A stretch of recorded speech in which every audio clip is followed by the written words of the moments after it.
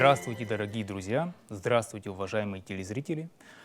Сегодняшняя лекция будет посвящена периоду раннего Средневековья.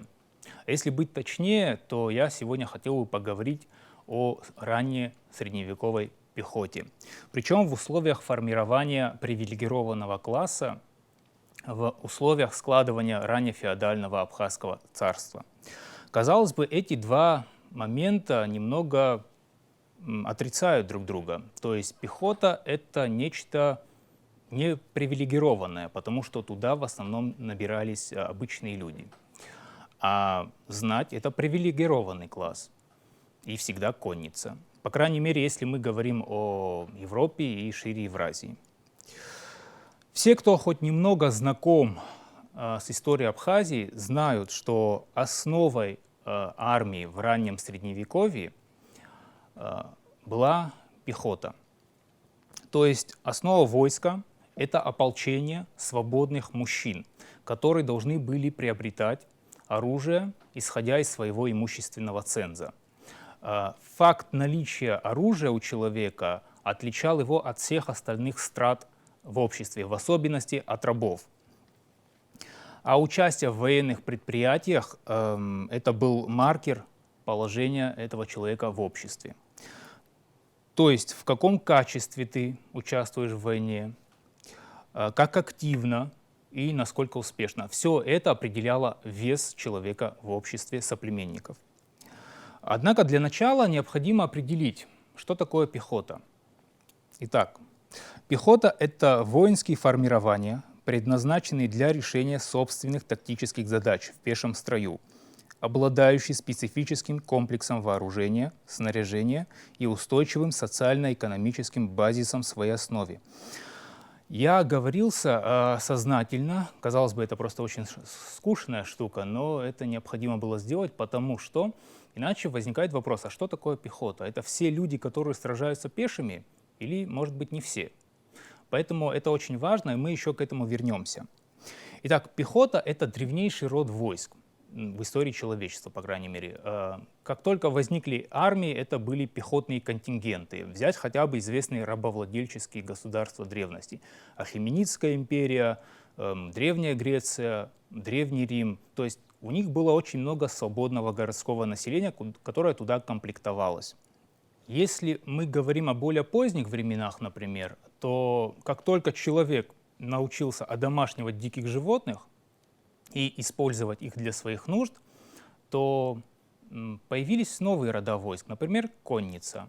А с развитием инженерной мысли появились такие рода, как, например, войск, как метательная артиллерия. Но пехота — это самый древний род войск. И он был основным, и в настоящее время тоже является основным. Если мы говорим о Средневековье, то в Средневековье происходит ведь складывание абхазского государства. И это Средневековье дало нам очень специфическую картину, когда пехота господствовала на определенный период полностью на полях сражения. Но с течением времени ее полностью практически вытеснила конница. Причем вначале пехота господствовала как в численном, а потом в тактическом плане. А потом, когда пришло время конницы, конница вытеснила, причем и в тактическом, и в численном плане практически сразу. То есть это было постепенное развитие для пехоты, но конница фактически единовременно вытеснила пехотные контингенты. Лишь к концу Средневековья и начала нового времени пехота вновь возвращается на поля сражения и становится главенствующей. Но это уже гораздо более поздние времена. Почему я вообще уделил так много внимания этому роду войск? Дело в том, что любое изменение в этом роде войск является отражением изменений экономических основ общества. В принципе, можно, конечно, сказать, что изменения в любом роде войск — это изменения подобного рода. Но просто пехота — это не благородный род войск, как я уже выше сказал. А это значит, что туда набираются крестьяне. На 99,9% это именно они. Поэтому это крестьянин. это представитель того самого экономического базиса, который производит основной прибавочный продукт в обществе. Собственно, эти же люди потом оказываются и в строю в армии. Поэтому это очень характерный маркер. И таким образом он отражает движение не только экономического производства, но и социальной материи вообще. Если мы говорим о пехоте, например, раннего периода, то увидим родовые общины в доконную эпоху, которые выставляли, понятное дело, только пехотные контингенты, они просто больше ничего не могли сделать. Зарождение абхазского государства – это конец VIII века. Его предпосылки – это VI-VII век, можно, конечно, еще и даже в V веке увидеть, но именно зарождение – это VIII век. И это зарождение было напрямую связано с становлением пехоты. То есть становление Абхазского царства равно становлению пехоты. Позже я даже объясню на примере, почему это так происходит. В данной лекции мы должны рассмотреть 3 важных пункта. Первое – это трансформация экономического базиса. Второе – социальную основу мобилизации. И третье – отражение пехоты в материальной культуре. Итак, зарождение нашего государства – это становление его воинской силы. Потому что средневековое общество – это общество, организованное для войны и только для войны. Государство, в принципе, и сейчас очень сложно представить без военной силы. А в то время это было полным нонсенсом, потому что государственная элита – это была еще и элита армии. Собственно, она и была государственной элитой лишь потому, что за ней стояла серьезная военная сила. Но вот что из себя представляла военная сила Абхазии, например, в древности? Мы это, кстати, довольно хорошо знаем. Если обратимся немного в древность и найдем такие упоминания отца истории Геродота, который описывал вооружение народов Западного Закавказья. Колхи имели деревянные шлемы с небольшими щитами из сырой бычьей кожи. Имелось в виду, что щиты покрывались бычьей кожей. Короткие пики и мечи. Колхи по своему вооружению ничем не отличались от других туземных обитателей этого региона. Вообще все они были плохо вооружены и весьма бедно. То есть это формирование, которое мы можем назвать ополчением легкой пехоты. То есть это люди, которые не носят вообще доспехов или редкие из них, у которых нет развитых щитов, или, щиты упоминаются, однако они в основном из каких-то непрочных конструкций, сделанных из дерева, либо же вообще редко упоминаются в источниках, и мы даже их не находим в археологических слоях. Они в основном все вооружены метательными видами вооружения, всевозможными дротиками, наконечники стрел тоже этому подтверждение. Действуют в рассыпном строю, передвигаются по рекам, либо вдоль побережья для глубоких рейдовых операций. Вот, к примеру, северо-западная группа поздних гениохов занималась в основном морским пиратством, как все многие знают из учебников истории Абхазии. Для этого они имели небольшие узкие и легкие ладьи «Камары», куда могло поместиться до 25-30 человек. То есть 25-30 человек – это то, что могла позволить себе вот такая община. Люди занимались в основном земледелием, и причем не очень больших масштабах, скотоводством.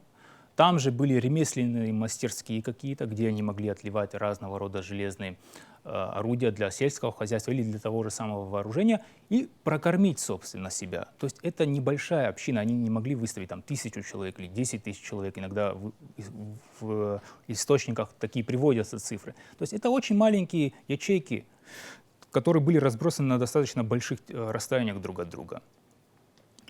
То есть это по всем параметрам классическая легкая пехота, которая базируется на некие труднодоступные места.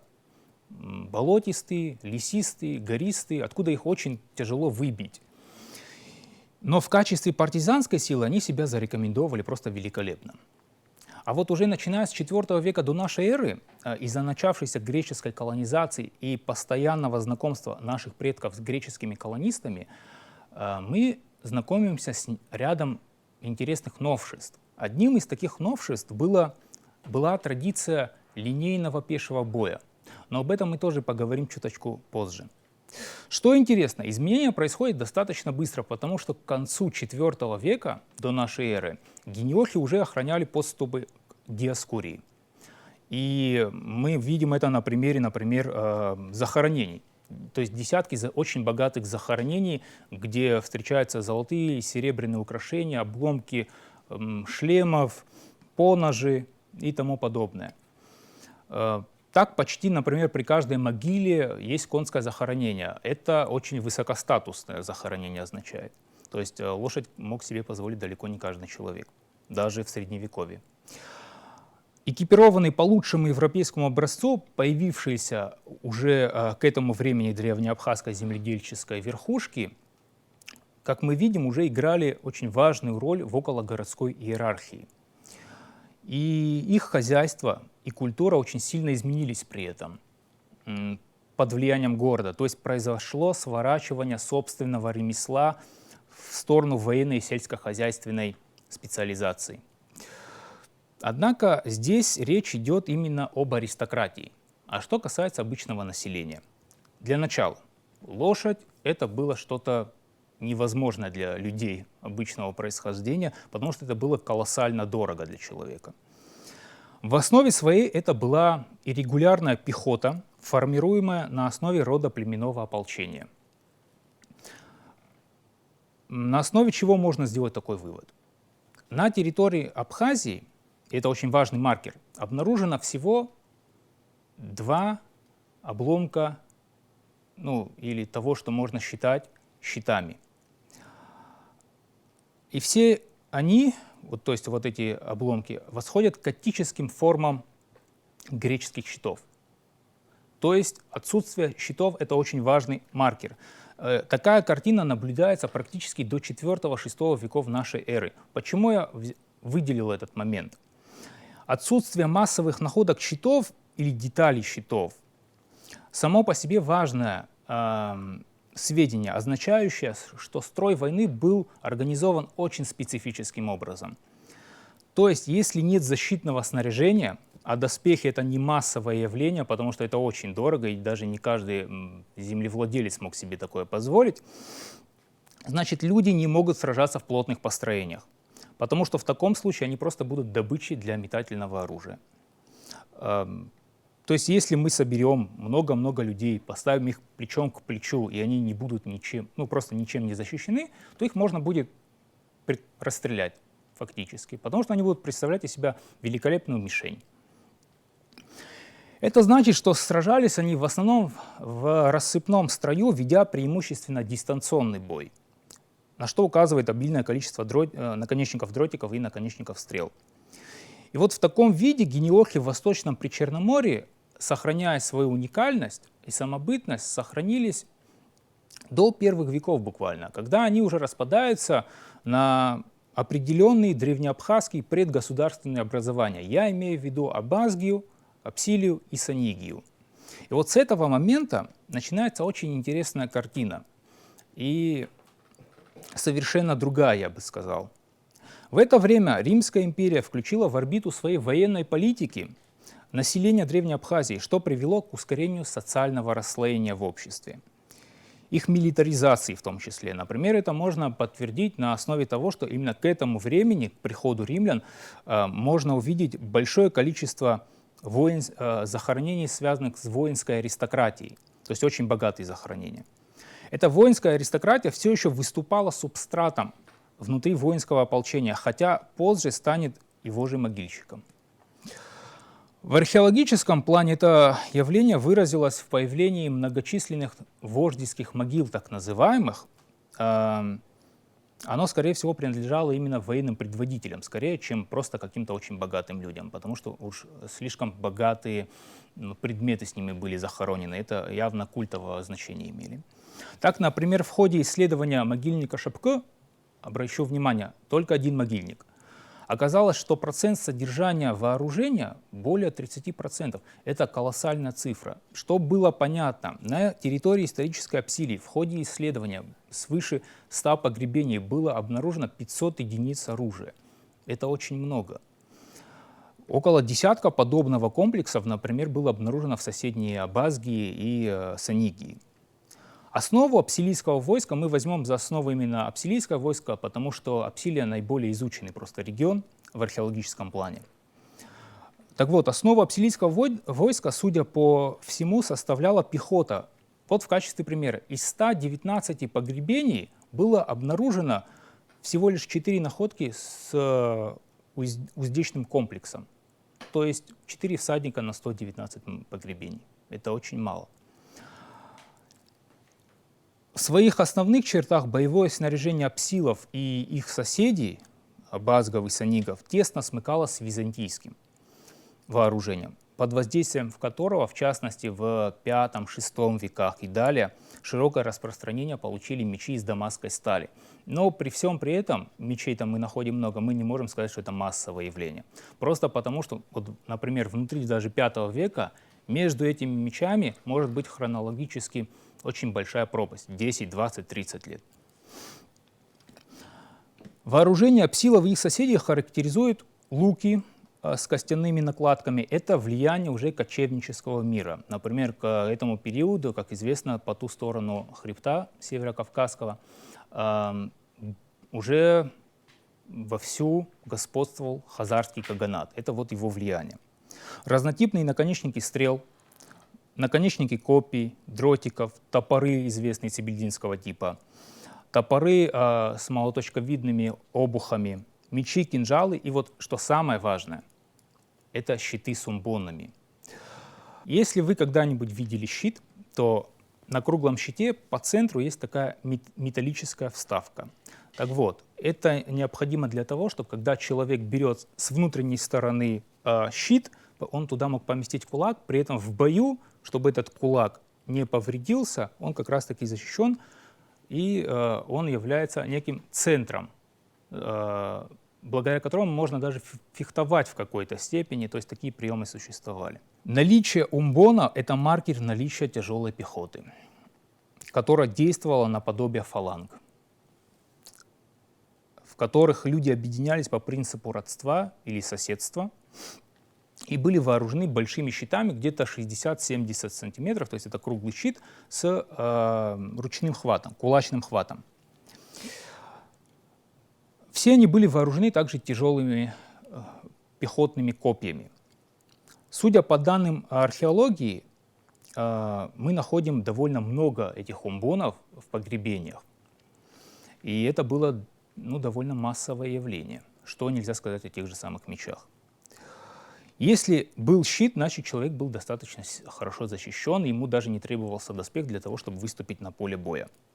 Причем прелесть этого щита в том, что он очень дешев и очень прост в изготовлении. Это не чита византийским выпуклым щитам, которые технологически очень сложны в изготовлении. То есть такой щит, обычный, круглый, может изготовить община, буквально на коленке.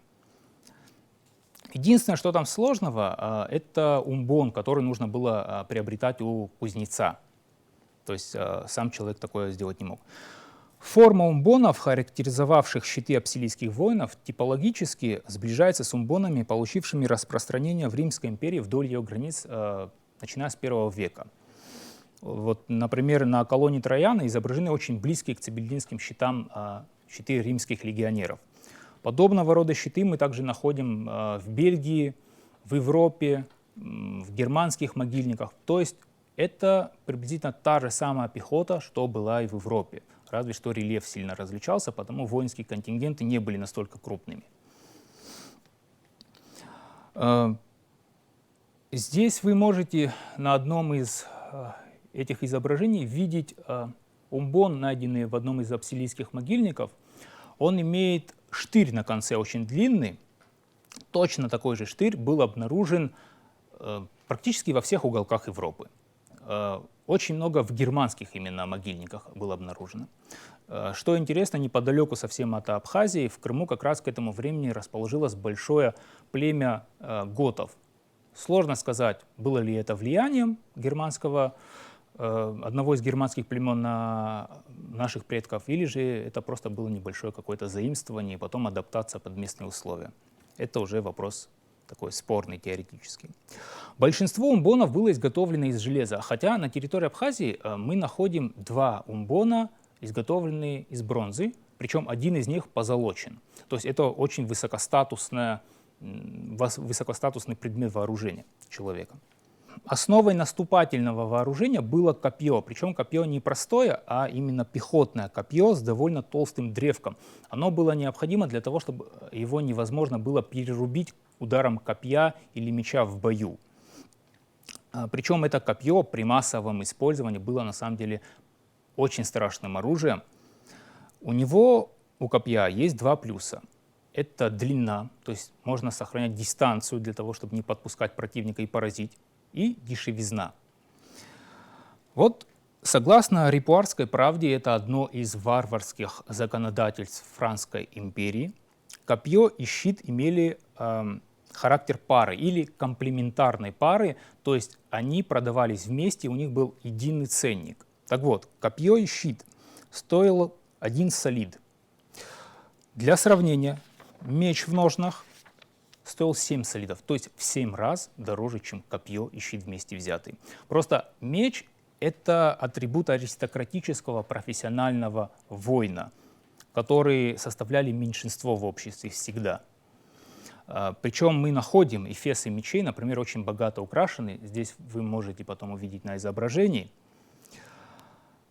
Некоторые, например, ножны украшались серебром, какими-то драгоценными камнями, позолотой. То есть всем своим видом человек показывал, что он не просто рядовой воин, а он человек, который имеет некий достаток и вес в обществе. То есть все это свидетельство расслоения внутри общества, когда уже выделяется, формируется аристократия.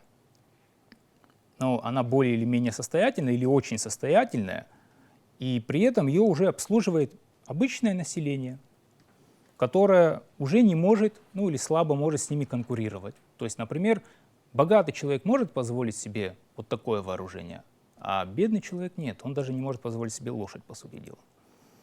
То есть можно представить такую картину, когда на поле боя выходил человек, вооруженный мечом, богато украшенным, щитом, у которого был позолоченный умбон, на нем был прекрасный доспех или кольчуга, шлем. А вот рядом с ним стоял обычный общинник, у которого ничего не было, кроме щита и копья. И при этом они могли все еще стоять в одном строю. То есть это для этого времени еще было нормальным. Кстати, что касается защитного снаряжения. Шлем и доспех — это было желательно, но совсем не обязательно. Просто потому, что это было очень дорого, не каждому было по карману. А выставлять на поле боя необходимо было максимальное количество воинов. Вот давайте сделаем небольшой расчет. Сколько стоило снарядить обычного пехотинца с копьем и щитом? Вот по той же Репуарской правде. Значит, во франкских ценах снарядить одного воина стоило 3-4 солида. Это с сопутствующим снаряжением, то есть помимо копья и щита. Много это или мало? Смотрите, 1 корова стоила 1 солид. Эта цена усредненная, но просто даст нам возможность выставлять какие-то рамочные ограничения. Допустим, нам нужно снарядить 50 пехотинцев.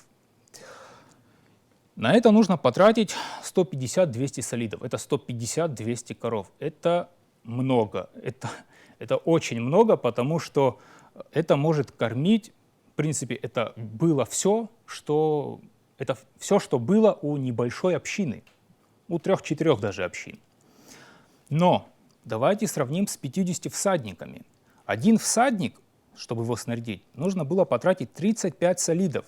То есть 50 всадников — это 1750 солидов. 1750 коров — это стадо было неподъемно для всех обществ, по крайней мере, до складывания единого государства и какого-то единого экономического пространства. Еще одним оружием наступательного боя был топор. Тоже очень дешевый в изготовлении, чуть-чуть дороже, чем копье, но все же. При этом пехотный топор имеет одну специфическую черту, очень характерную для него. Он довольно крупный, относительно. Но суть в том, что если ты его держишь в руках, ты не можешь верхом на лошади сражаться. Это просто невозможно. Именно топор, он необходим был для использования его в плотном, тяжелом пехотном строю. Ну а под всем вот этим был характерный экономический базис. То есть это раннефеодальный, лично свободный крестьянин, который занимался земледелием и скотоводством. И отсюда можно сделать такой вывод, что такая среда могла кормить и поставлять некоторое время воинов, именно некоторое время. Потому что мобилизовать такую пехоту можно. Мобилизовать такую пехоту можно, и причем плюс этой пехоты, причем именно раннефеодальной пехоты, в том, что ее можно поставить много, причем очень много. То есть и для пехоты очень важно это, потому что пехота действует массой, в этом ее плюс. Особенно тяжелая пехота, которая идет в рукопашный бой, когда это глубокие построения, когда много-много шеренг в глубину, несколько сот человек по фронту.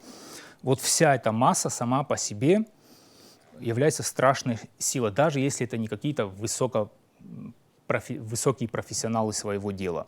Просто много людей, прижавшись друг к другу вот этим общим своим движением, обеспечивают чудовищную пробивную силу, которой противостоять очень сложно. Мы это видим, кстати, на примере греческих фаланг, как работало.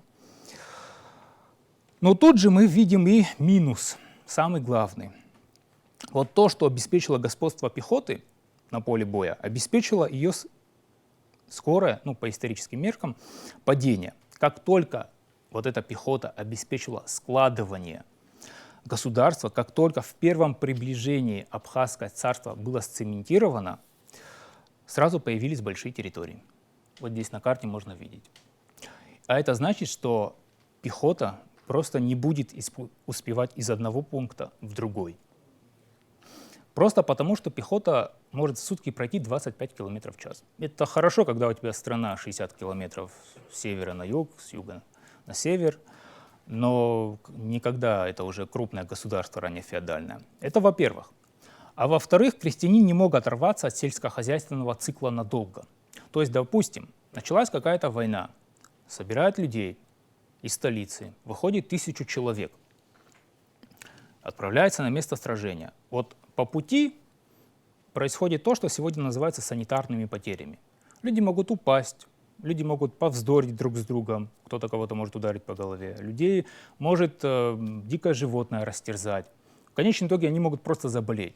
И вполне нормально было, что вышло 1000, а пришло на место сражения 800.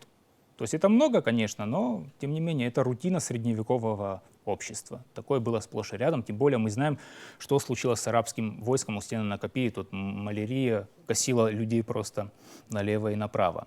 Это причем они еще даже не вступили в бой. А вот после того, как они вступят в бой, не обязательно, чтобы погибли прям все, но тем не менее, допустим, это войско победило. И, допустим, выбыло из строя 300 человек.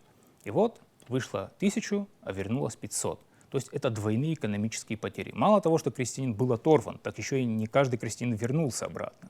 Поэтому это уже с экономической точки зрения было нецелесообразно собирать такие массы людей. То есть на раннем этапе это был даже не вопрос какого-то экономической выгоды, это скорее был вопрос выживания. Просто нужно было выставить в поле такое количество людей, чтобы они могли защитить от крупного вражеского войска. В-третьих, это накопление богатств. Как только государство стало большим, естественно, ресурсов стало много, открылись новые торговые пути, какие-то связи появились, и эти богатства начинают скапливаться в руках правящей верхушки сразу же. А это уже первичное накопление богатств. И вот как только это происходит, начинается неизбежная профессионализация армии. А как только начинается профессионализация армии, то происходит следующее. Эти люди, профессионалы, они оторваны от сельского хозяйства, они и материального производства в целом. Их работой постоянной фактически является война. Притом это потомственно, они передают из поколения в поколение. Что, в принципе, кстати, должно быть при складывании феодального или ранее феодального государства вообще. во всем мире. Но а раз это профессионалы своего дела, то войско неизбежно становится меньше. Просто потому, что профессионалов никогда не может быть очень много. И вот тут вот эти профессионалы, они сразу же могут позволить себе закупить в очень большом количестве коней. И это становится конницей постоянной. И эти люди уже могут успеть везде абсолютно. Конечно, пехота для этого не годится, и ровно с этого момента начинается ее падение. И выдвижение на первый план конницы, у которой уже свое специфическое вооружение. Кстати, именно с этого момента обычно в средневековых государствах начинается закрепление крестьянства. Если, например, кто-то скажет, а что в случае, если на страну нападет какой-то враг, скажем, численностью в 20 тысяч, нужно же выставить всех? Вот вам маленькая пища для размышлений. На территории исторического Абхазского царства нет фактов хранения арсенального хранения оружия. То есть нет какого-то склада, где было бы там какие-то доспехи, оружие какое-то, которое можно было бы выдавать населению городскому или крестьянину какому-нибудь из села. То есть монополию на насилие забирает государство себе. Пропала ли пехота? Нет, не пропала. То есть где она, и скорее всего она пригодилась? Это оборона и штурмы городов. То есть, понятное дело, на лошади особо на стену не залезешь, и поэтому необходимо было хоть какая-то пехота, даже самая примитивная. Штурм города требует приема спешивания. Кстати, такой прием был известен, и он упомянут в одном источнике. Это источник, летопись об Басьянской битве 1203 года, рассказывающая о том, как румский султанат, это турки-сельджуки, вторглись в пределы Абхазского царства. И вот в этом источнике сказано, что когда у предводителей авангарда абхазского войска убили коней, все остальное войско в центре спешилось. То есть хронист, тот, кто это записывал, летописец, он специально отметил этот момент. То есть это что-то нечасто встречающееся. То есть эти люди привыкли сражаться только верхом на коне. Однако вот с укреплением государства, накоплением богатств, казалось бы, вот конница должна усиливаться и усиливаться. Так и происходит действительно, она усиливается, но при этом появляется и пехота. Почему здесь возникает вопрос? А просто потому, что эта конница находится в руках аристократии, и они тут же вступают в противоречие с царским домом. Поэтому любому царю нужна постоянное войско, которое отвечает только перед ним. И причем дешевое войско должно быть, а это только пехота.